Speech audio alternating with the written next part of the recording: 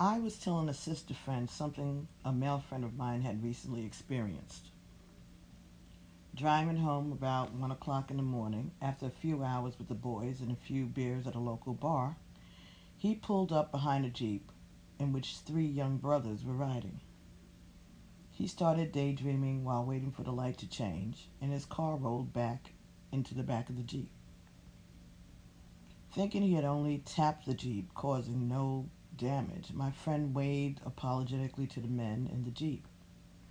The brothers in the Jeep jumped out, ran to peer at their rear bumper, and began hysterically cursing because my friend had hit their brand new Jeep with his MG midget. My friend got out of his car. Seeing there was no damage, he sincerely, meekly apologized. The brothers in the Jeep would not hear of it. My friend became a stupid so and so, a crazy MF, and on and on. You hit my Jeep, man. My friend explained that it was an accident. No, it wasn't. My friend hadn't caused any damage. Yes, you did. Eventually, there was a screaming match. The three young brothers circled around my friend, making threatening gestures. Three against one, on a hot summer night in an urban ghetto, when a status symbol has been encroached, can be a very dangerous situation. My friend, who had been really cool up until that point, now had to prove that he wasn't a so and so, a punk, or a MF. As the three stood threateningly around him, he reached into his pocket and produced an ancient phallic symbol, a rusty switchblade knife. He flicked the blade, challenging his opponents, asking, "What you gonna do now, punks?" It was just about that time that the police arrived. They found my 48-year-old friend standing there with a knife in his hands, confronting three young men who now kept their most deadly weapon, their tongues, absolutely still. Needless to say, my very professional, very well educated friend got arrested. As my sister friend and I reviewed the incident, we agreed it made absolutely no sense. How could a potty trained, formally educated, housebroken adult do something so absolutely ridiculous? As I ended the story, I remember saying to my friend, "Men are so stupid." As it rolled off my tongue, something in me quickly and forcefully reminded me again: your father is a man. Your brother is a man. My inner dialogue continued, well, they're stupid too. They too believe they have to prove how bad they are. The spirit within me was poised for the showdown. Your grandsons are men. Your son is a man. So is your godfather. That hit home.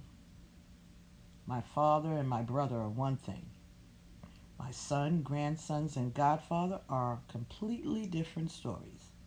Yes, they are all males, but there is a difference. Or at least I thought there was a difference. Older men should know better, I thought to myself. And then I realized they do know better.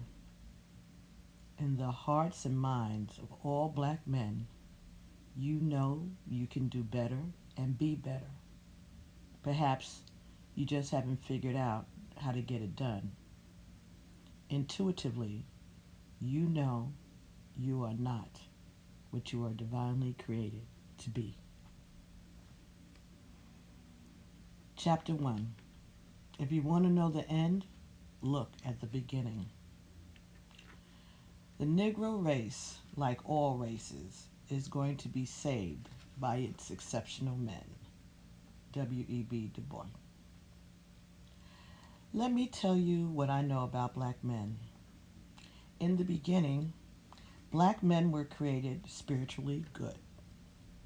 This goodness was buried in the core of their being. It was a divine light, not a social title bestowed by human judgments and perceptions.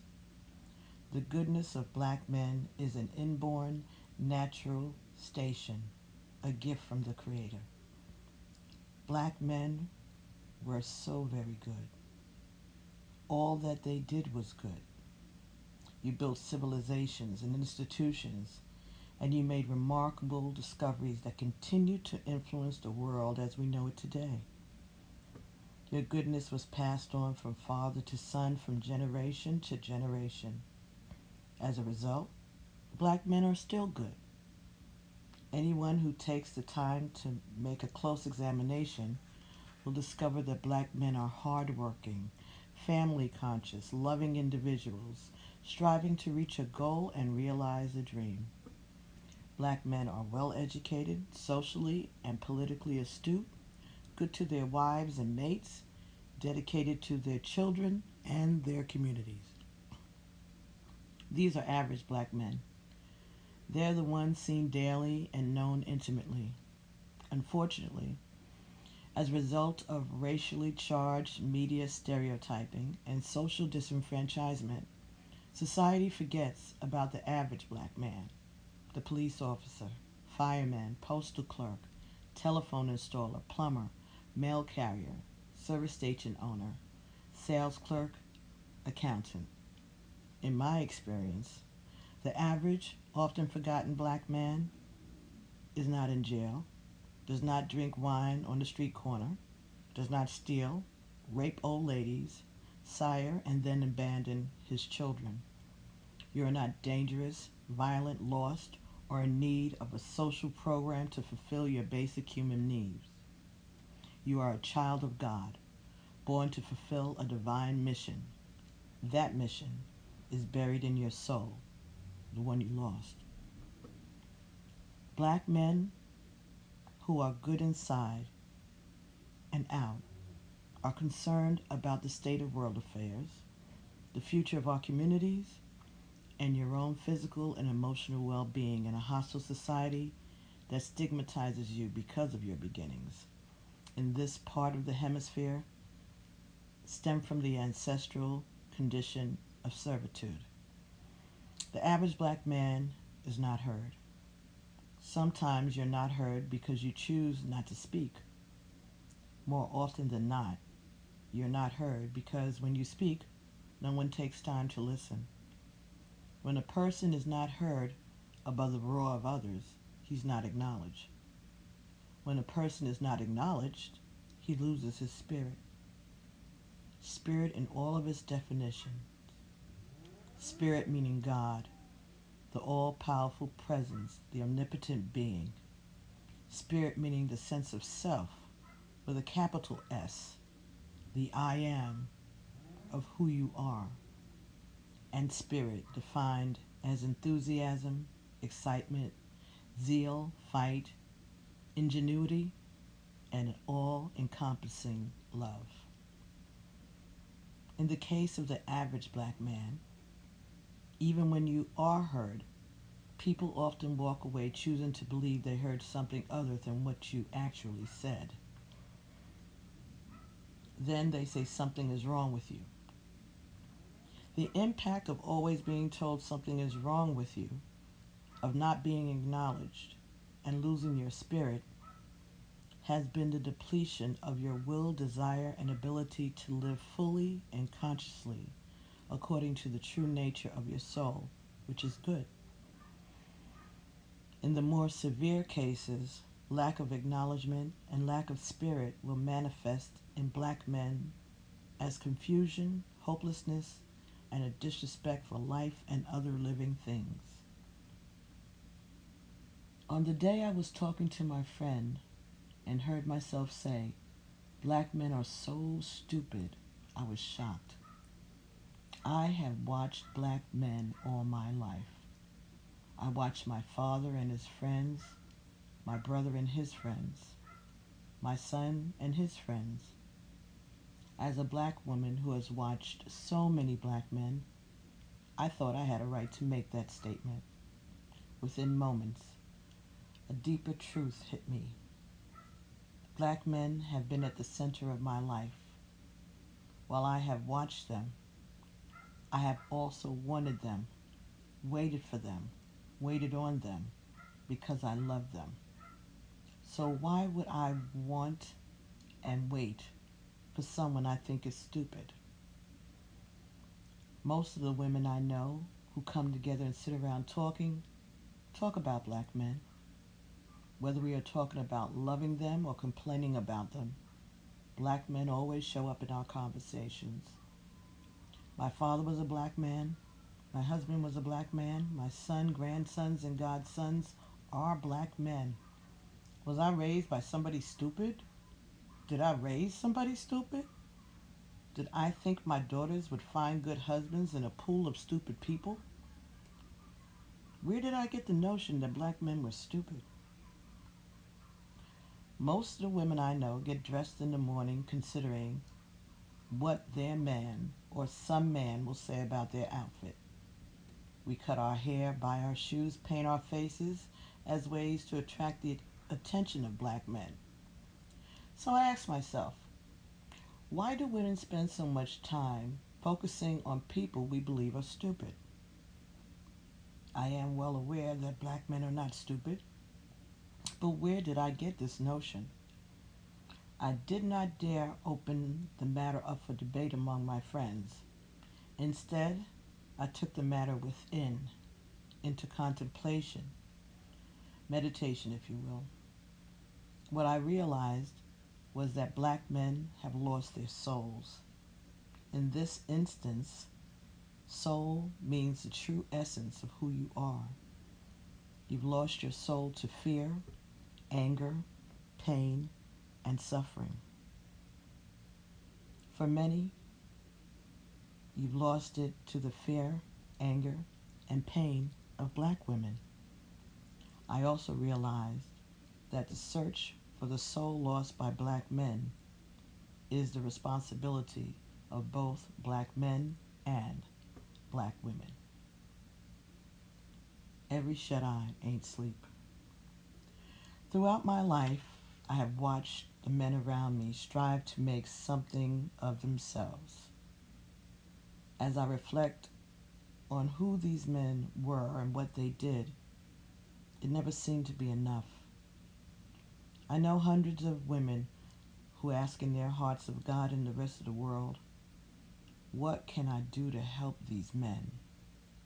The answers, while we women profess to want them, need them, in order to save ourselves and the men we love, may in fact be something we are afraid of having.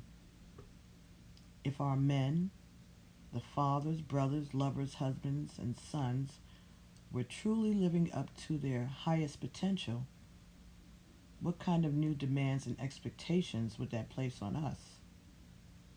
In the face of our inability to help you, it seems that we have accepted the fact that black men behave stupidly, live in mediocrity, die early, leaving little or nothing behind for the women who love them or for their children.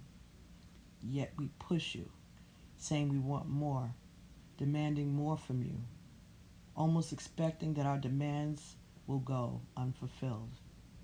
In actuality, we need the piece of your soul that is missing, the energy of your spirit that has been killed off. Black men are taught how to live, to get, to have, to do all the things that you were told represented what a man should be: the job, the house, the family, and let's not forget about the car. All of these represent the things men must have in order to be acknowledged. As a black female living in a white male-dominated class-oriented society, I know how striving to be and get what other people deemed right for me destroyed my inner voice, self-image, and self. I can only imagine what the effects have been the same. I can only imagine that the effects have been the same, if not greater, for black men. As a woman, if I missed the mark, I could hope some man would come along and provide these things for me. But who wants to give anything to a man? More important, can a man still be a man if he accepts from a woman or the world at large that which he could not acquire for himself? I have always told my daughters to be sure to ask their suitors, what are you bringing to the table? What does it mean to be a man?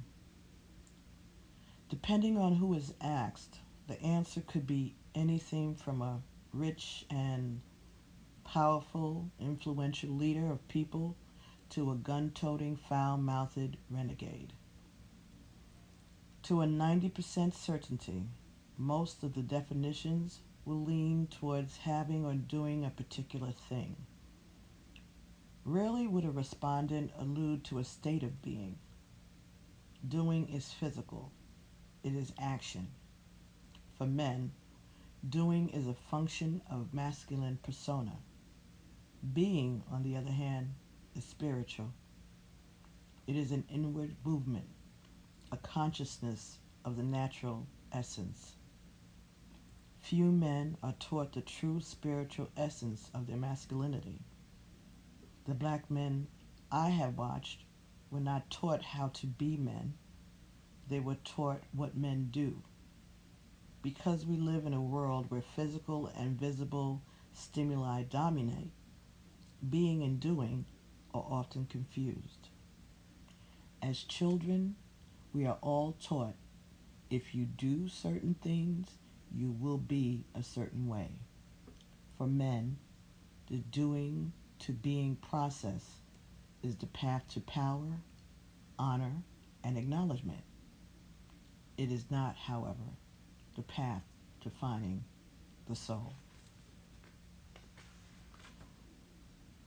Ashe, brothers. Well, thank you for allowing me to do this reading, and I hope that it was edifying for your soul.